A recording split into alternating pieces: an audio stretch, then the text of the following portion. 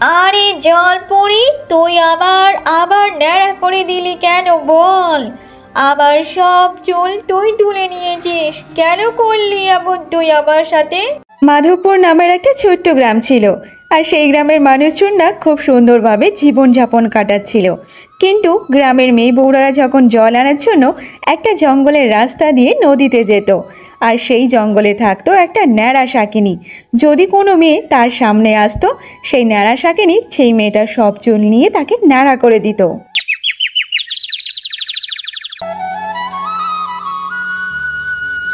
বাবা, আজকেকার পর থেকে আমি আর নদীতে জল আনতে যাব না।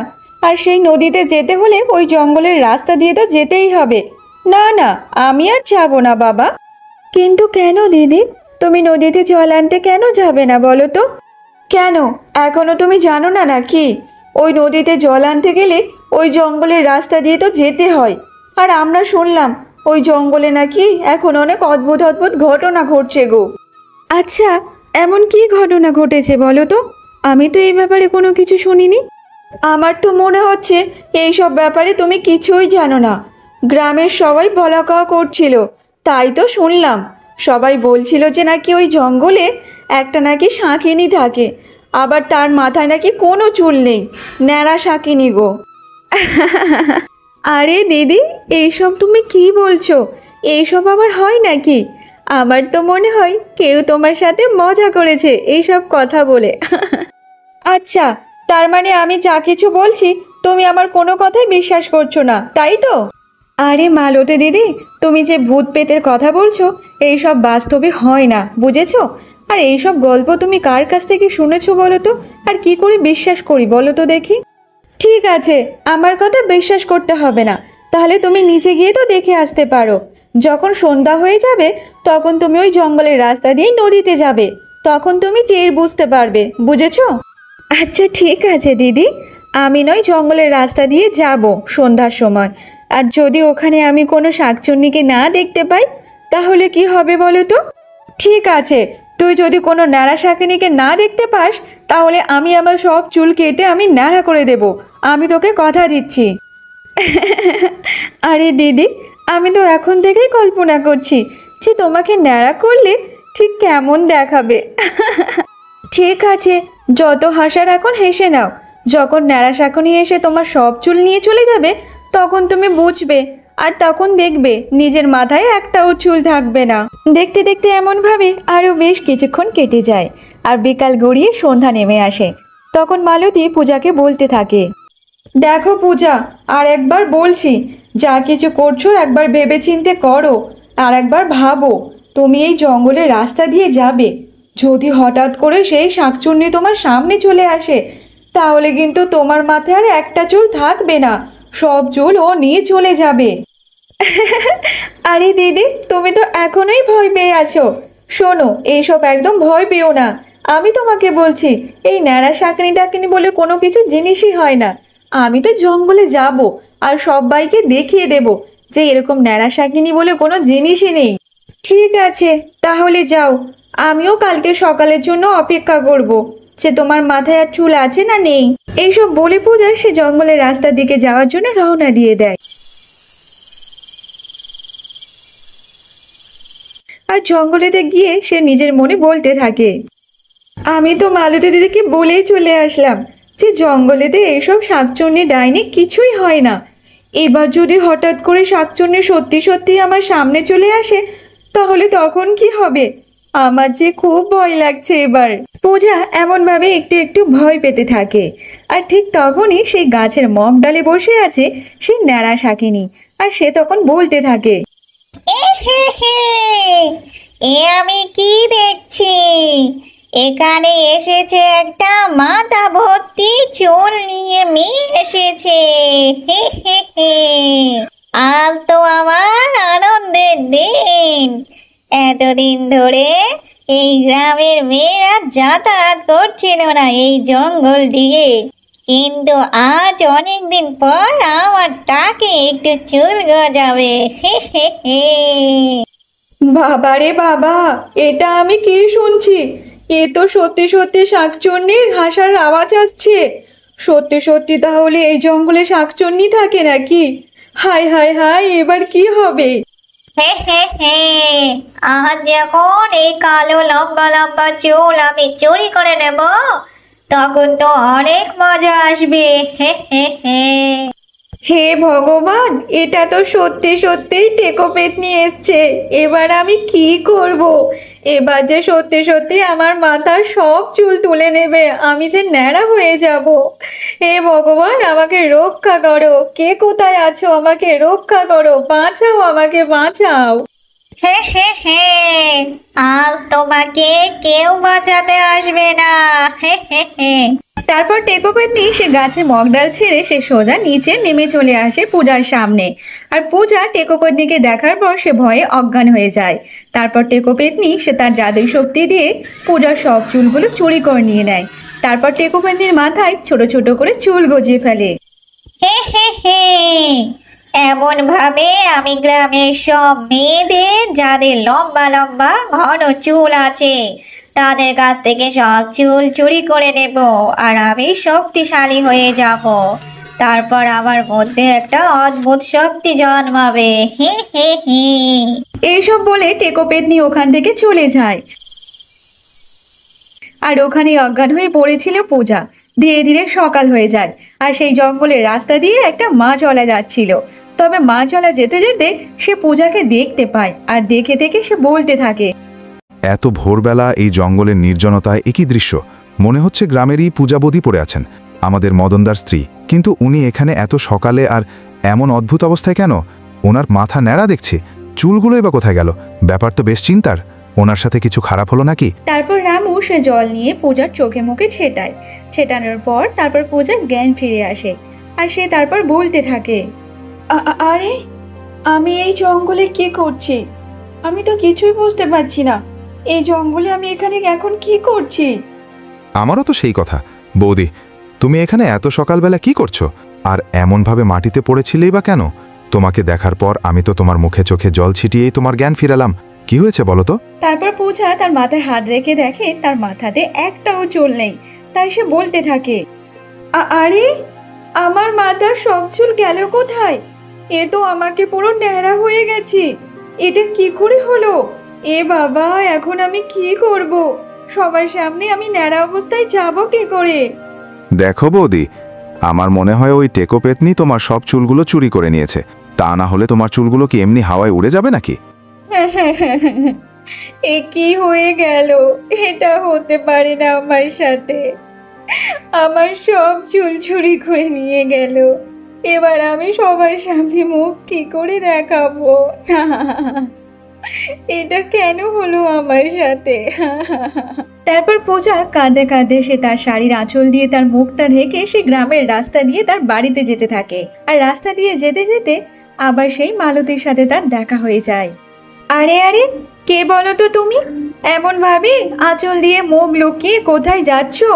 আর আমাদের গ্রামের মধ্যে এমন ভাবে মুখ লুকিয়ে কেন এসছো? বলো তো দেখি তুমি কে? তারপর পূজা তার মুখ থেকে তার আঁচলটা সরিয়ে ফেলে। মালতী পূজাকে এমন অবস্থায় দেখে সে অবাক হয়ে যায় আর বলতে থাকে, আরে বাবা রে বাবা, এ তো তুমি পূজা, কিন্তু তোমার সব চুল কোথায় গেল? তারপর পূজা কাঁদতে কাঁদতে মালতীকে সব কথা বলে, যে সেই টেকো পেতনি তার কেমন ভাবে চুল চুরি করে নিয়েছে।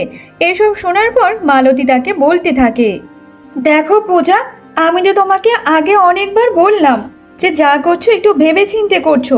কত তোমাকে বারণ করলাম, কিন্তু তুমি আমার কথা একবারও শোনোনি। দেখেছো তো, আমার কথা না শোনার ফল তুমি পেয়ে গেলে। এখন দেখো তোমার মাথায় একটু চুল নেই। আমার যে অনেক বড় ভুল হয়ে গেছে। এবার আমি কি করব? সবার সামনে ন্যাড়া অবস্থায় যাব কি করে? তবে আমি শুনেছি যে ওই ন্যাড়া পেতনি যাদের যাদের চুল চুরি করে নেয় তাদের নাকি 10 দিন পর পুরো মেরে ফেলে দেয়। তাহলে এবার যে আমাকে মেরে ফেলে দেবে, এবার আমি কি করব? পূজার এমন অবস্থা দেখে গ্রামের সবাই খুব ভয় পেয়ে যায়। তারপর সব মহিলারা মাথায় কাপড় লাগিয়ে চলাফেরা করত। আর যারা যারা মাথায় কাপড় লাগাতে ভুলে যেত, শাকচুন্নি তাদের সব চুল চুরি করে নিত। এমনভাবে ধীরে ধীরে গ্রামের অনেক মহিলাদের সেই টেকো পেতনি তাদের চুল চুরি করে নেয়। হে হে, ধীরে ধীরে আমার মাথার চুল বাড়ছে। আমি এবার অনেক শক্তিশালী হয়ে যাব। হে হে হে। তখন সেখানে আর একটা পেতনি চলে আসে। এটা ছিল টেকো পেতনির দিদা। আমার নাতনিটার কত সুন্দর দেখতে লাগছে। হ্যাঁ হ্যাঁ হ্যাঁ। দিদা, আমার মাথায় একবার একটু দেখো, কত চুল হয়ে গেছে। এরপর ধীরে ধীরে আমি অনেক শক্তিশালী হয়ে যাব, আর এই পৃথিবীতে আমার রাজত্ব হবে দিদা। হ্যাঁ হ্যাঁ হ্যাঁ। তুমি এখন অনেক সাদাসিধে, তাই তোমার মাথায় এখন শুধু চুল গজিয়েছে। এখন কিন্তু তুমি কোনো শক্তিশালী হতে পারোনি। হ্যাঁ হ্যাঁ হ্যাঁ। কিন্তু কেন দিদা? তুমি তো আমাকে বলেছিলে যে সব মানুষদের চুল চুরি করে নিয়ে আমার মাথার চুল তৈরি করলে আমি হচ্ছে সব থেকে বেশি শক্তিশালী হয়ে যাব। আমি তো ঠিকই বলেছি, কিন্তু এমন ভাবে মানুষের চুল চুরি করে নিলে তুই শক্তিশালী হতেই পারবি না। তুই যতদিন না ওই সমুদ্রে থাকে জলপরি, ওর জাদুই চুল যতদিন না তুই চুরি করতে পারবি, ততদিন তোর কোনো শক্তি হবে না, বুঝেছিস? তবে হ্যাঁ, ওর জাদুই চুল চুরি করা অত সহজ নয়। কি বলছো দিদা? জলপরীর জাদুই চুল চুরি করতে হবে? ঠিক আছে, যা হোক ভাবেই হোক না কেন, ওই জলপরীর জাদুই চুল আমি চুরি করে নেব। তারপরে আমি এই পৃথিবীতে সব থেকে শক্তিশালী হয়ে যাব। বলো, কোথায় থাকে ওই জলপরী? ওর চুল আমি সব চুরি করে নেব। হে হে হে। তবে ওই জলপরীর চুল চুরি করা অত সহজ নয়।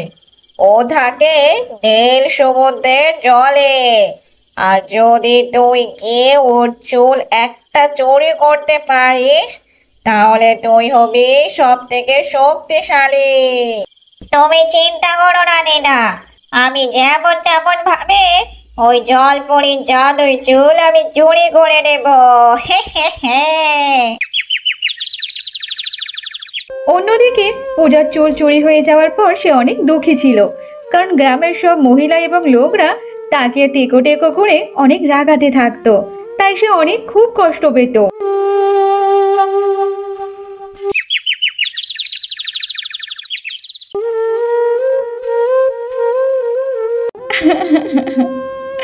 ওই ন্যাড়া পেতনি সবার চুল এক এক করে নিয়ে নিয়েছে।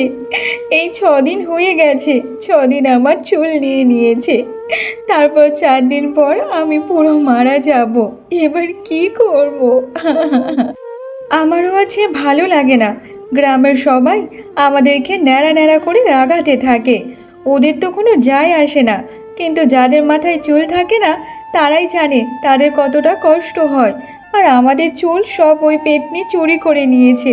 এবার তো মনে হয় আমাদের ওই পাহাড়ি বাবার কাছে যাওয়া উচিত। আচ্ছা মালতী, তুই কোন পাহাড়ি বাবার কথা বলছিস? জানিস তো পূজা, ওই পাহাড়ি বাবার অনেক শক্তিশালী। এইসব ভূত পেত এইসব সব কিছু কিন্তু পাহাড়ি বাবা উধাও করে দেয়। আমি তাই ভাবছি একবার গিয়ে পাহাড়ি বাবার সাথে দেখা করে আসব, আর আমাদের এই ন্যাড়া পেতনিটাকে এখান থেকে তাড়াতে হবে। তাহলে আমরা দেরি কেন করছি? চলো চলো, তাহলে আমরা এখনই বেরিয়ে পড়ি, ওই পাহাড়ি বাবার সাথে গিয়ে দেখা করি। আমাদের জীবন যে অনেক বিপদের মধ্যে আছে, এই অভিশাপ কাটাতে হবে। চলো চলো। এইসব বলে তারা দুজন পাহাড়ি বাবার কাছে যাওয়ার জন্য রওনা দিয়ে দেয়। তারপর তারা পাহাড়ি বাবার কাছে গিয়ে তাদের সাথে কি ঘটনা ঘটেছে সবকিছু পাহাড়ি বাবাকে খুলে বলে। তার সবকিছু শুনে পাহাড়ি বাবা বলতে থাকে, শোনো মেয়েরা, এই টেকো পেতনির হাত থেকে তোমাদেরকে একজনই রক্ষা করতে পারে, সেটা হচ্ছে জলপরি। আর জলপরি জাদুই চুলের সাহায্যে তোমরা অভিশাপ থেকে মুক্তি পাবে। জাদুই চুলের জলপরি? হ্যাঁ মা, একমাত্র জলপরি তোমাদেরকে রক্ষা করতে পারে। জলপরি জাদুই চুল যদি তোমাদেরকে একটা দিয়ে দেয়, ওই চুলের সাহায্যে ওই পেতনির অভিশাপ থেকে তোমরা মুক্তি পেয়ে যাবে।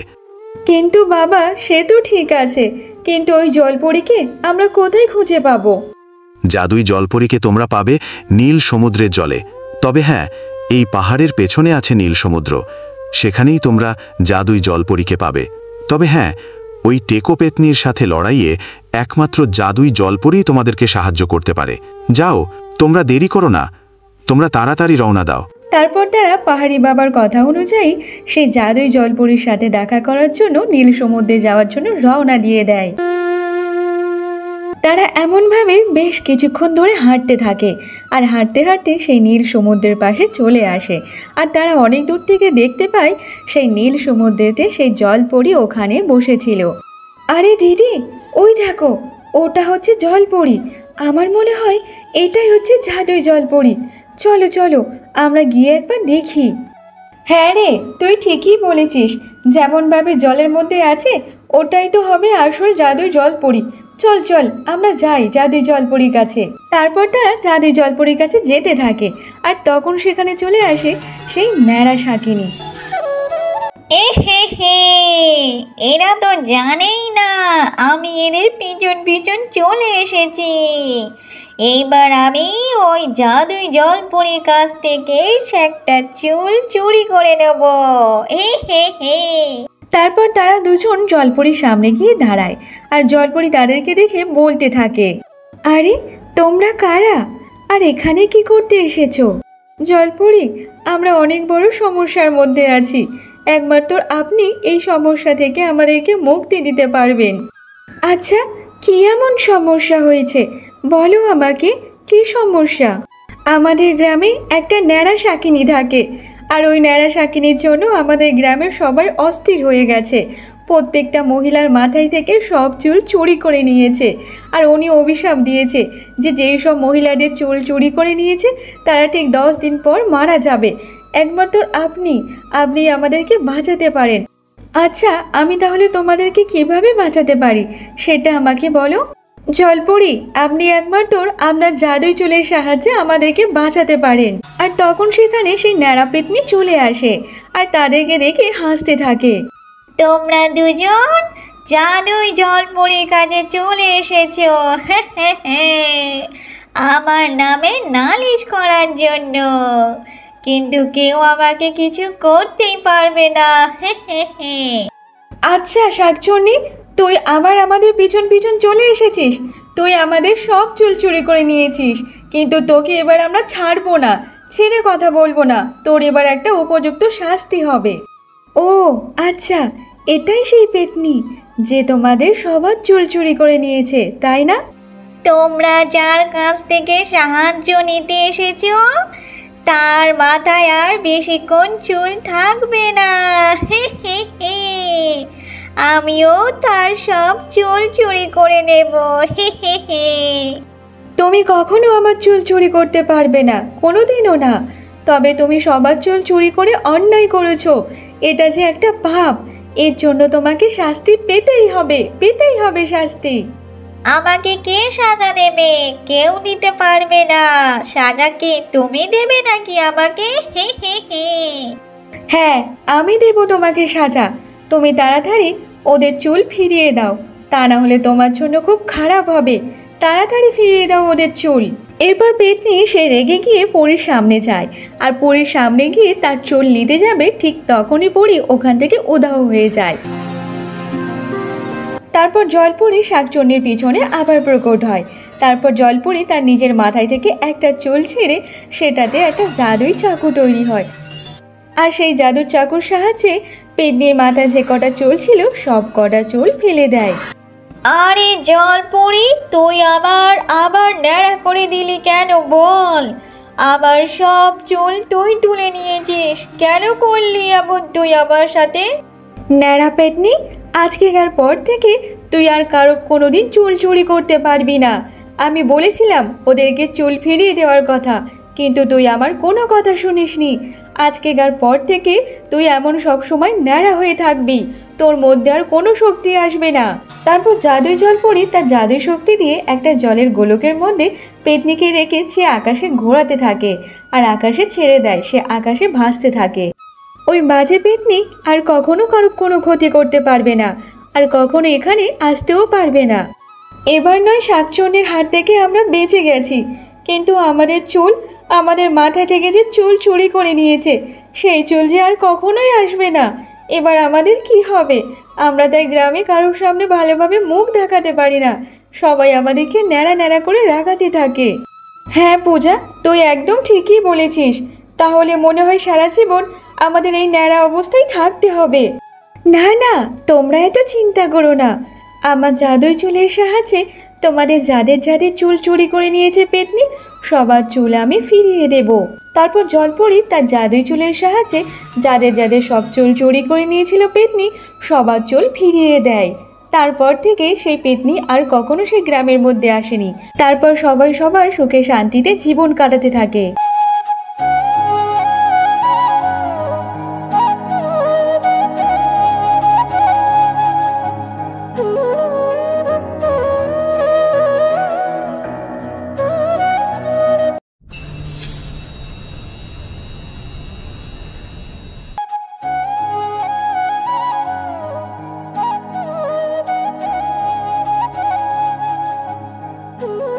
কমলপুর নামের একটা ছোট্ট গ্রামে ভোলা নামের একজন মাছওয়ালা তার স্ত্রীর সাথে থাকতো।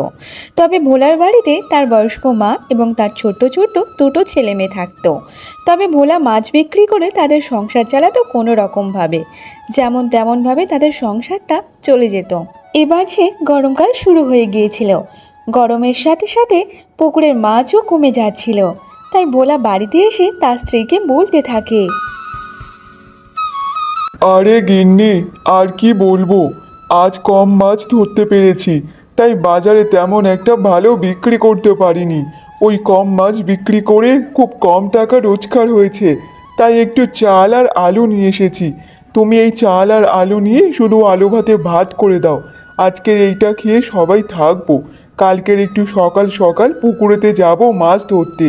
যদি বেশি মাছ পেয়ে যাই, তাহলে ওখান থেকে বাজারে বিক্রি করে ভালো একটু উপার্জন করতে পারবো। ভোলার এমন কথা শুনে তার মা বলতে থাকে, দেখ বাবা ভোলা, তুই বাবা এত চিন্তা করিস না, একদিন সব কিছু ঠিক হয়ে যাবে। ওপরে যে ঈশ্বর আছে, সে চাইলে সব কিছু ঠিক করে দেবে রে বাবা। তুই শুধু সৎ পথে ইনকাম করে যা, দেখবি তার ফল একদিন না একদিন অবশ্যই পাবি রে বাবা, পাবি। এত চিন্তা করিস না তো। মা, এখনো পর্যন্ত কিছুই ঠিক তো হচ্ছে না। জানি না এইসব সব কিছু ঠিক হতে যে কতদিন সময় লাগবে, তা একমাত্র ঈশ্বরই জানে মা। আরে বাবা ভোলা, তুই এত ভেঙে পড়িস না তো বাবা। উপরে যে ঈশ্বর আছে, সে সব কিছু দেখছে, সব কিছুই ঠিক করে দেবে রে বাবা। হ্যাঁ গো, মা তো ঠিকই বলেছে, তুমি এত চিন্তা করো না তো। আর ভালো খারাপ সব কিছু তো জীবনের সাথে মিলেমিশে থাকে, তা তুমি এত নিয়ে চিন্তা করো না। আমি এক্ষুনি রান্না বসিয়ে দিচ্ছি, সবাইকে খেতে দেব।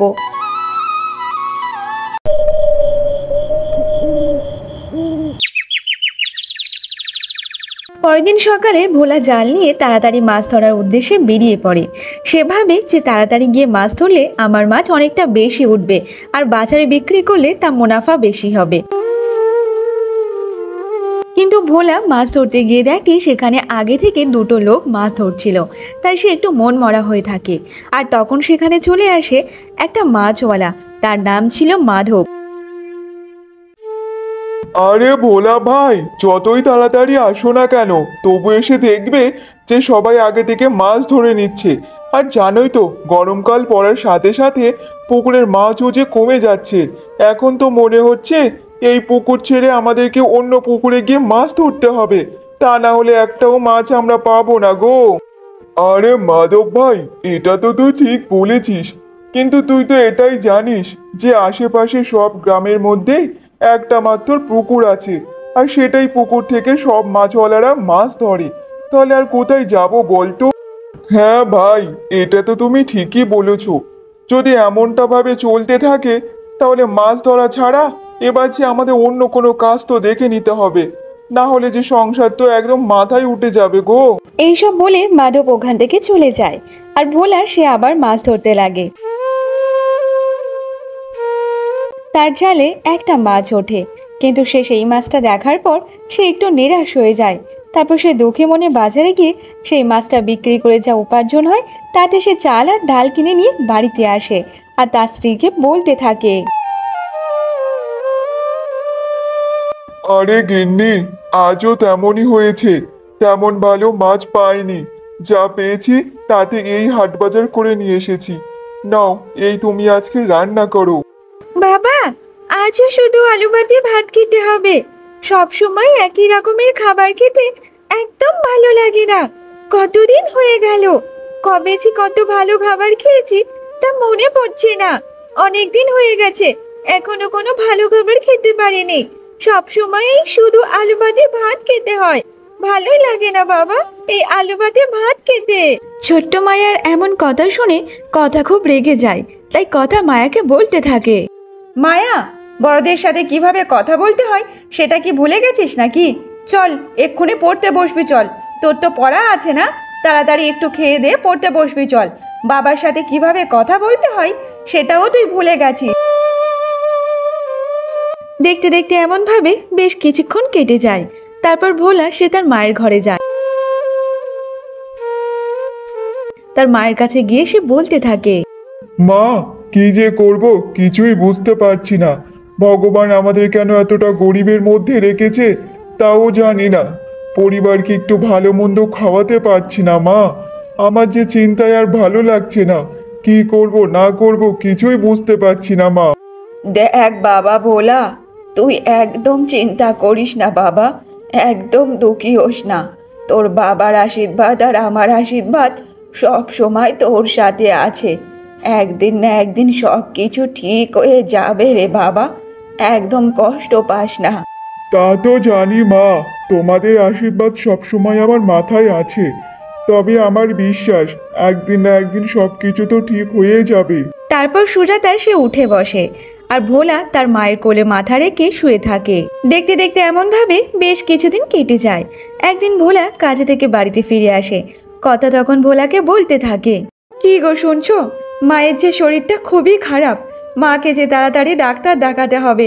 এই কথা শোনার পর ভোলা অনেক দুঃখী হয়ে যায়। তারপর সে বলতে থাকে, গিন্নি, তুমি তোই ভালোভাবে জানো আমি দুবেলা দুমুঠো ভাত জোগাড় করার জন্য কত কষ্ট করছি, কিন্তু ওটাও ভালোভাবে জোগাড় করতে পারছি না। আর মায়ের চিকিৎসা কিভাবে করব বলো তো? শোনো তুমি অত চিন্তা করো না তো, আমি পাশের বাড়ি রূপা বৌদির কাছ থেকে 500 টাকা ধার করে নিয়ে এসেছি। তুমি সেই টাকাটা নিয়ে মাকে তাড়াতাড়ি ডাক্তারখানায় নিয়ে যাও। আর মায়ের তো বয়স হয়েছে, বয়সকালে এরকম একটু আধটু শরীর খারাপ হয়, আর আমি চাই না যে এই শরীর খারাপ বাড়াবাড়ি হয়ে মায়ের কোনো কিছু একটা হোক। তারপর ভোলা তার স্ত্রীর কাছ থেকে টাকা নিয়ে সে তার মাকে নিয়ে ডাক্তারখানায় যায়। ডাক্তার দেখানোর পর তার মাকে নিয়ে বাড়িতে চলে আসে। আর ভোলা কিছুক্ষণের মধ্যে কিছু ওষুধ নিয়ে এসে তার মাকে দিয়ে বলতে থাকে, শোনো মা, এই ওষুধগুলো কিন্তু তুমি ঠিক ঠিক সময়ে সময়ে খাবে, কিন্তু একদম বন্ধ দেবে না মা। দেখ বাবা ভোলা, আমাকে নিয়ে অত চিন্তা করিস না তো বাবা। আমার যে বয়স হয়েছে, 3 কালে গিয়ে 1 কালে টেকেছে, কখন যে চোখ বন্ধ করব তার কোনো ঠিক নেই। আর আমি শুনলাম বৌমা নাকি পাশের বাড়ি বৌমার কাছ থেকে টাকা ধার করে নিয়ে এসে আমার চিকিৎসা করেছে। তোরা যে আমার জন্য অনেক কিছু করেছিস বাবা, আমাকে নিয়ে এত আর ভাবিস না বাবা, ভাবিস না। মা, এইসব তুমি কি বলছো বলো তো? তোমাকে নিয়ে ভাববো না তো কাকে নিয়ে ভাববো বলো তো? আমাদের মাথার ওপর যে তুমিই আছো, তুমি না থাকলে তাহলে আমরা কি নিয়ে থাকবো বলো তো মা? তোমাকে অত বেশি আর কথা বলতে হবে না। নাও, ওষুধ খেয়ে একটু বিশ্রাম করো তো দেখি। ভোলা এইসব বলে ওখান থেকে চলে যায়। আর সুজাতা সে ওষুধ খেয়ে ওখানে বিশ্রাম করতে থাকে। পরের দিন সকালে কথা তার মেয়ে মায়াকে বলতে থাকে, আচ্ছা শোন তো মায়ামা, যা তো তুই একবার তোর দিদার ঘরে যা। সেই কখন সকাল হয়ে গেছে, তোর দিদা এখনো ঘুম থেকে বাইরে বেরোয়নি। শোন, তুই একটু তোর দিদাকে তাড়াতাড়ি ডেকে নিয়ে আয়। একটু এসে চা মুড়ি তো খাবে। সে কখন সকাল হয়ে গেছে, এখনো তো কিছুই খায়নি। আবার যে ওষুধটাও খেতে হবে তোর দিদাকে। যা, তুই তাড়াতাড়ি তোর দিদাকে ডেকে উঠিয়ে নিয়ে আয় এখানে। ঠিক আছে মা, আমি দিদার ঘরে এক্ষুনি যাচ্ছি, দিদাকে ঘুম থেকে তুলে নিয়েই আসবো। তারপর মায়া সে তার দিদার ঘরে যায়। গিয়ে দেখে তার দিদা চোখ বন্ধ করে ঘুমাচ্ছে। সে ডাকাডাকি করে, কিন্তু তার দিদা চোখ খোলে না। তারপর সে বলতে থাকে, দিদা, ও দিদা, তাড়াতাড়ি ওঠো, কখন সকাল হয়ে গেছে, কিন্তু এখনো তুমি ঘুম থেকে ওঠোনি। তুমি তো আমাকে বলেছো যারা ভালো মানুষ হয় তারা এতক্ষণ পড়ে পড়ে ঘুমায় না, তাহলে তুমি কেন এতক্ষণ ঘুমাচ্ছ? মা যে তোমাকে বাইরে ডাকছে, তাড়াতাড়ি ওঠো দিদা, ও দিদা, ওঠো তাড়াতাড়ি দিদা। মায়া তার দিদাকে বারবার ডাকতে থাকে, কিন্তু তার দিদা চোখ খোলে না। তারপর সে তার মায়ের কাছে এসে বলতে থাকে, মা মা, আমি দিদাকে অনেক ডেকেছি, কিন্তু দিদা ঘুম থেকে উঠতেই চাইছে না। মা, তুমি চলো, তুমি দিদাকে ডেকে নিয়ে আসবে। তারপর কথা তার শাশুড়ি মায়ের ঘরে যায়। তার শাশুড়ি মাকে বারবার ডাকার পরও ওঠে না। তখন সে বুঝতে পারে তার শাশুড়ি মা আর এই দুনিয়াতে নেই। মা, এ কি হয়ে গেল মা? তুমি কেন আমাদের ছেড়ে চলে গেলে মা? কেন চলে গেলে? তারপর ভোলা সে তার মায়ের অন্তিম সংস্কার করে দেয়। দেখতে দেখতে এমনভাবে বেশ কিছুদিন কেটে যায়। ভোলা তার মায়ের ঘরে বসেছিল, আর তখন সে তার স্ত্রীকে বলতে থাকে, জানো তো গিন্নি, যখন এই ঘরে এসে বসি বারবার মায়ের কথা মনে পড়ে। মায়ের কাছে এসে মায়ের কোলে মাথা রেখে শুতাম, সেই সব দিনগুলো যে ভুলতে পারছি না। বড্ড যে মনে পড়ে মায়ের কথা গো। হ্যাঁ গো, তুমি ঠিকই বলেছ। যখন এই ঘরেতে ঢুকি বারবার মায়ের কথা মনে পড়ে। মা যে খাটের ওপর বসে বসে কত কথা বলতো, আর আজকে এই ঘরটা যে পুরো শান্ত হয়ে গেছে। সত্যি বারবার যে মায়ের কথা মনে পড়ে গো, মনে পড়ে। দেখো গিন্নি, একটা কাজ করো তো, মায়ের এই ঘরটা একদম বন্ধ করে রেখে দাও। আমরা এই ঘরে আর আসবো না, আসলে বারবার মায়ের কথা মনে পড়বে। এইসব তুমি কি বলছো বলো তো? ঘরটাকে এমনভাবে কেন বন্ধ করে রাখবো? যদি এমনভাবে বন্ধ করে রাখি তাতে ধুলো বালি ময়লা পড়ে ঘরটা যে নষ্ট হয়ে যাবে। আর এই ঘরের মধ্যে মায়ের যে কত স্মৃতি জমিয়ে আছে, সেই স্মৃতিগুলো আমাদের মধ্যে বেঁচে থাক। দেখতে দেখতে এমনভাবে আরও বেশ কিছু মাস কেটে যায়, কিন্তু ভোলার জীবনে কোনো পরিবর্তন আসেনি। সে যেমনভাবে মাছ বিক্রি করে সংসার চালাচ্ছিল তেমনভাবে সে চালাতে থাকে। কোনো রকম সংসারটা তেমনভাবে চলছিল, কিন্তু সে একদিন বাড়িতে ফিরে এসে তার স্ত্রীকে বলতে থাকে,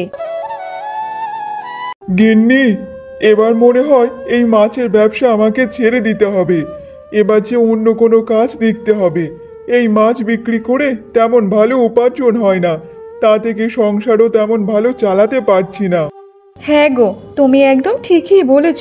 তুমি অন্য কোনো কাজের সন্ধান করো। এই কাজ করলে তেমন ভালো উপার্জন করতে পারো না, সংসারও তেমন ভালোভাবে চলছে না। তার চেয়ে বরং অন্য কোনো কাজের একটা ব্যবস্থা করো। পরের দিন সকালে ভোলা কাজের খোঁজে বেরিয়ে পড়ে। ভোলা এখান সেখানে কাজের খোঁজ করলেও তাকে কেউ কোনো কাজ দেয়নি।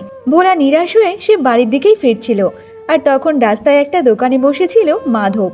মাধব ভোলাকে দেখার পর সে ডাক দেয়, আরে ও ভোলা ভাই, ভোলা ভাই, কোথায় যাচ্ছ বলো তো দেখি?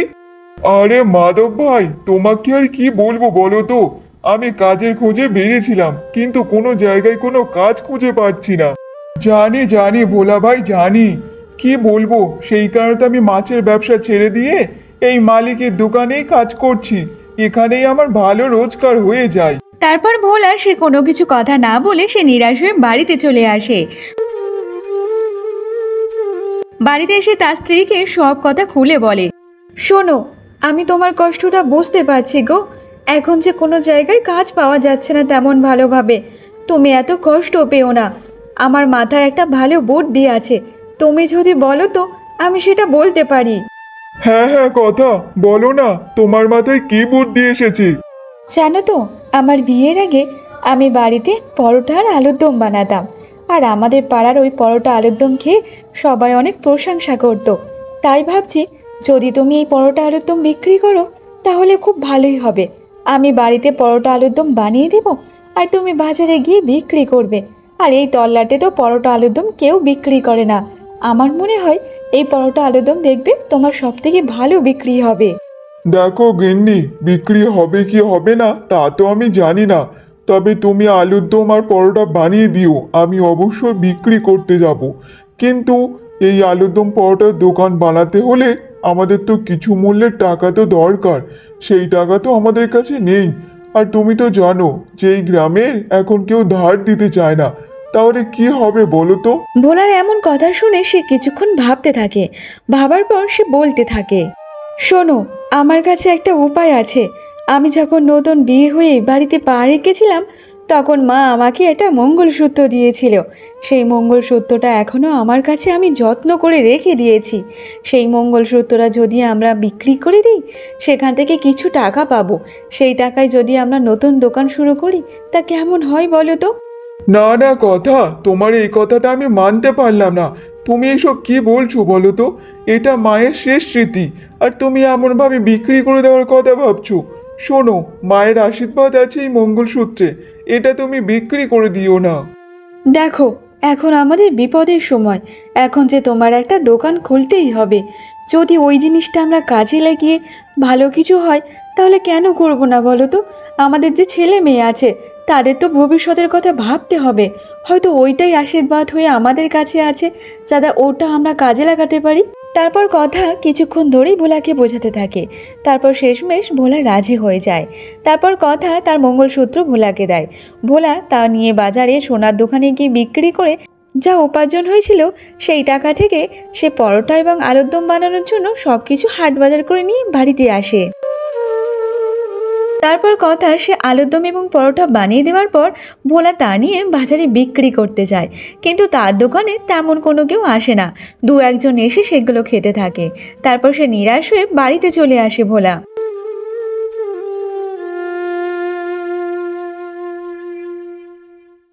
জানো গিন্নি, আমি তো পরোটার আলুর দম বাজারে নিয়ে বসছি, কিন্তু তেমন কেউ যে এসে নিচ্ছে না। একজন দুজন করে খাচ্ছে, তা আবার চলে যাচ্ছে, আর যে কেউ আসছে না। এমনভাবে চলতে থাকলে তো আমাদের ব্যবসা একদম আর ভালোই চলবে না।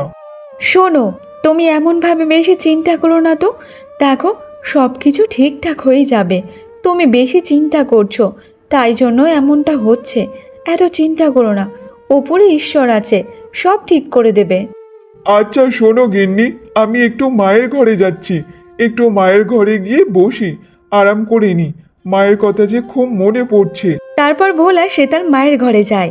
তার মায়ের ঘরে বসে থাকতে থাকতে তার যে ঘুম এসে যায়, সে তার মায়ের খাটের ওপর ঘুমিয়ে পড়ে। আর তখন তার স্বপ্নে তার মা আসে আর বলতে থাকে, শোন বাবা ভোলা, তুই এতটা দুঃখী হয়ে পড়িস না বাবা, এতটা ভেঙে পড়িস না। আমার আত্মা যে এই ঘরেতে সব সময় আছে রে বাবা, একদম চিন্তা করিস না। তোর বাবার আশীর্বাদ, আমার আশীর্বাদ সব সময় তোর সাথেই আছে। শোন বাবা, একটা কাজ কর, তুই যে আলুর দম আর পরোটা বানাস সব কিছু জিনিসপত্র আমার এই ঘরে এনে রাখ বাবা। কোনোদিন আলু তোদের বস্তা থেকে শেষ হবে না, আর প্রচুর প্রচুর গ্রাহক তোদের দোকানে এসে খাওয়া দাওয়া করবে। তুই একবার শুধু দেখে নিস বাবা, তুই সব কিছু জিনিসপত্র এই ঘরে রাখ। তারপর ভোলার ঘুম ভাঙলে সে তাড়াতাড়ি করে এসে তার স্ত্রীকে সব কথা খুলে বলে। কথা তার স্বামী ভোলার কাছ থেকে এমন কথা শুনে সে পরোটা এবং আলুর দম বানানোর সব কিছু জিনিসপত্র, টাকা পয়সা থেকে শুরু করে সব কিছু তার শাশুড়ি মায়ের ঘরে গুছিয়ে রাখে। পরের দিন সকালে ভোলা আবারও পরোটা আলুর দম বিক্রি করার জন্য বাজারে থাকে। আর তার দোকানে গ্রাহকের ভিড় লাইন লেগে যায়। সবাই তার দোকানে এসে পরোটা এবং আলুর দম খুব ভালোভাবে তৃপ্তি ভরে খেতে থাকে এবং সে সব কথাই সে তার স্ত্রীকে খুলে বলে। দেখতে দেখতে এমনভাবে বেশ কিছুদিন কেটে যায়। ভোলার দোকানে আলুর দম পরোটা খুব ভালোভাবে বিক্রি হতে থাকে। জানো গিন্নি, আজকে তো পরোটা আলুর দম কম পড়ে গিয়েছিল, তাই সবাই এসে বলছিল যে সবার পরোটা আলুর দম চাই, কিন্তু আমি তো দিতেই পারিনি। এই কথা শুনে কথা অনেক খুশি হয় আর তখন সে বলতে থাকে, আচ্ছা, এই তো খুব ভালো কথা। তাহলে তুমি একদম চিন্তা করো না, আমি যে আরও অনেক অনেক বেশি বেশি করে পরোটার আলুর দম বানিয়ে দেব, যাতে না কোনো গ্রাহককে ফিরে যেতে হয়। তারপর কথা তার শাশুড়ি মায়ের ঘরে যায়। তার শাশুড়ি মায়ের ঘরে গিয়ে দেখে সেখানে বস্তা বস্তা আলু ভর্তি করা ছিল, সেখানে তেল ভর্তি ড্রাম ছিল। তা দেখে কথা একদম বুঝতে পারে যে তার শাশুড়ি মায়ের আশীর্বাদ তাদের সাথেই আছে। দেখতে দেখতে এমনভাবে আরও বেশ কিছু মাস কেটে যায়। এদিকে ভোলার দোকানে ভালোই বেচাকেনা হয়। ভোলার দোকানের সামনে থেকে মাধব যাতায়াত করত। তবে মাধব ভোলাকে দেখে সে অনেকটা জ্বলতো। কিন্তু তারপর একদিন মাধব বলতে থাকে, আরে এই ভোলার দোকান এত ভালোভাবে কিভাবে চলছে? কিছুদিন আগেই তো শুনছিলাম ওদের খাওয়ার জন্য কোনো টাকা পয়সা ছিল না, তেমন ভালোভাবে খাবার জুটতো না। তাহলে আজকের এমনভাবে দোকান লাগিয়ে ভালোই তো টাকা পয়সা ইনকাম করছে, কিন্তু এই সবগুলো কি করে করছে কিছুই তো বুঝতে পারছি না। ভোলার দোকান এমনভাবে ভালোভাবে চলতে থাকে। তার দোকানে যে গ্রাহকের শেষ থাকতো না, সব সময় গ্রাহক ভরে ভরে থাকতো। এই সব কিছু দাঁড়িয়ে দাঁড়িয়ে মাধব দেখত, কিন্তু মাধবের একদম পছন্দ হতো না। তাই সে মনে মনে খুবই রেগে যেত। একদিন মাধব ভোলার বাড়ির সামনে দিয়ে যাচ্ছিল, আর তখন ভোলা এবং তার স্ত্রীর সব কথাবার্তা সে শুনে ফেলে। শোনো গিন্নি, এই ঘরের মধ্যে আমার মায়ের আশীর্বাদ আছে। যদি না সব কিছু জিনিসপত্র ওই ঘরে রাখতাম, তাহলে যে আমাদের এত ভালো বেচাকেনা কখনোই হতো না। আমাদের ব্যবসা দেখো কত বড় হয়ে গেছে। হ্যাঁ গো, তুমি একদম ঠিকই বলেছ। এই সব কিছু মায়ের আশীর্বাদ আর তোমার ভালো কর্মের ফল। তাদের সব কথাবার্তা বাইরে থেকে মাধব শুনে ফেলে। শোনার পর সে মনে মনে বলতে থাকে, আচ্ছা, তাহলে এই ব্যাপার। ওদের ওই ঘরের জন্য ওদের আজকে এত উন্নতি হচ্ছে, তার মানে ওই ঘরে ওর মা থাকে, আর ওর মায়ের আশীর্বাদেই তাদের এত কিছু করতে পারছে। যদি আমি ঘরটা জ্বালিয়ে দিই, তাহলে বলার কোনো কিছু করতেই পারবে না।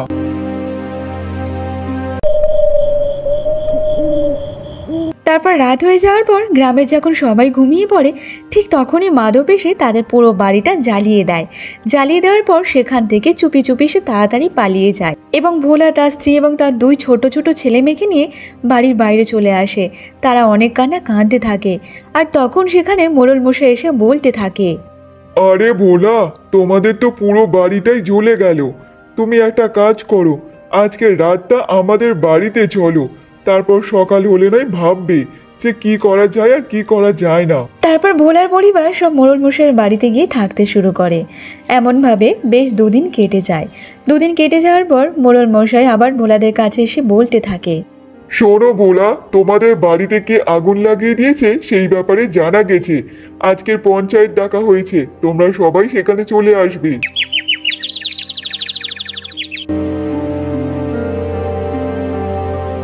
আরে টুম্পা মাসি, এবার আপনি বলুন তো দেখি যে ওই দিন ভোলাদের বাড়িতে কে আগুন লাগিয়েছে। সবার সামনে আপনি স্বীকার করুন। দেখুন মোড়ল মশাই, আমি তো দেখেছি, কারণ আমার যখন বাড়ির কিছু জিনিসপত্র ফুরিয়ে যায়, তখন তো আমি ভোলাদের বাড়ি থেকে গিয়ে নিয়ে আসি। কালকের আমার একটু তেল ফুরিয়ে গিয়েছিল, তাই তো আমি ভোলাদের বাড়ির সামনে যাচ্ছিলাম। আমি কিছু বলার আগেই সে সঙ্গে সঙ্গে বাড়ির মধ্যে আগুন জ্বালিয়ে দেয়। আমি যখন চিৎকার করে বলি যে কে কে দাঁড়া, তখন ও দৌড়ে পালায় আর আমার দিকে একবার তাকিয়ে দেখে। তখন কিন্তু আমি তার পুরো সম্পূর্ণ চেহারাটা দেখে নিয়েছিলাম। সেটা আর কেউ নয়, এই গ্রামেরই মাধব। আমি নিজের চোখে দেখেছি মোড়ল মশাই। মাধব, তুমি এই কাজটা কেন করেছো? তোমার যদি কিছু বলার থাকে তুমি বলতে পারো। তারপর মাধব এমন কথা শোনার পর অবাক হয়ে যায়। তারপর সে কোনো কিছু কথার উত্তর দিতে পারে না। তারপর মোড়ল মশাই বলতে থাকে, দেখো মাধব, তুমি যে কাজটা করেছো সেটা অন্যায় কাজ করেছো। এর জন্য তোমাকে শাস্তি পেতেই হবে। আমরা তোমাকে পুলিশের হাতে তোমাকে ধরিয়ে দেব। না না মোড়ল মশাই, আমাকে ক্ষমা করে দিন। আমি যে অনেক বড় একটা অন্যায় করে ফেলেছি। ভোলা, আমাকে ক্ষমা করে দে ভাই, আমাকে ক্ষমা করে দে। আমার বাড়িতে যে দুটো ছোট ছোট বাচ্চা আছে, আমার স্ত্রী আছে, আমি যদি জেলে চলে যাই তাহলে ওদের কে দেখাশোনা করবে? মোড়ল মশাই, আমাকে ক্ষমা করে দিন, আমাকে পুলিশে দেবেন না। মোড়ল মশাই, ক্ষমা করে দিন। দেখো মাধব, তুমি যা অন্যায় করেছো তা ক্ষমার যোগ্য না, তোমাকে তো জেলে যেতেই হবে। মোড়ল মশাই, মাধবকে আপনি ক্ষমা করে দিন। আমি ওকে ক্ষমা করে দিয়েছি। ও যে আমার বাড়ি জ্বালিয়েছে সেই জায়গায় আমি আবার একটা নতুন ছোট্ট দেখে বাড়ি বানিয়ে দেব, আমার মায়ের ঘর আবার তৈরি করে নেব। আমি চাই না যে ওর বউ বাচ্চাকে ফেলে জেলে যাক। না না, আমি ওকে ক্ষমা করে দিয়েছি মোড়ল মশাই, আপনারা সবাই ক্ষমা করে দিন। ভোলা মাধবকে ক্ষমা করে দেয়। তারপর ভোলা সে পরিশ্রম করতে করতে কিছু মাসের মধ্যে সেই জায়গায় আরও বিশাল বড় একটা বাড়ি বানিয়ে ফেলে। এমনভাবে ভোলা তার পরিবারকে নিয়ে সুখে শান্তিতে ঘর করতে থাকে।